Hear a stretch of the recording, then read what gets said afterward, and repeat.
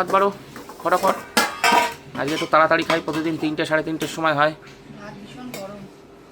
গরম তো হবে সবে নামালে। আর আজকে মশলা ছাড়া তরকারি তো, কারণ হোলিতে অনেক মশলা টশলা খাওয়া হলো, এবার মশলা ছাড়া দিয়ে শাক, মাছ দিয়ে শাক, বেলে মাছগুলোতে করেছে না? ও নোটে শাক হেব্বি লাগে, হেব্বি। হয়েছে হয়েছে। লাউ, সেই বাইন মাছ, ছোট ছোট বান দিয়ে লাউ। দেখুন বন্ধুরা, এর মধ্যে ইয়ে ছিল না, গুতেল মাছ ছিল না? কটা ছিল বলো? 3টে ছিল। থাক থাক, বাঁচতে হবে না, বাঁচতে হবে না, বাঁচতে হবে না, বাঁচতে হবে না। 3টে ছিল, একটু নাও লাউ সবজি নাও দাও, ব্যাস ব্যাস ব্যাস ব্যাস। আর কি? তারপরে রয়েছে এই যে বল মাছ। ও আহা, এক পিস ব্যাস।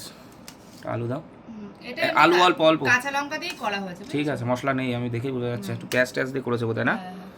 ভালো হয়েছে। আর একটা জিনিস কি,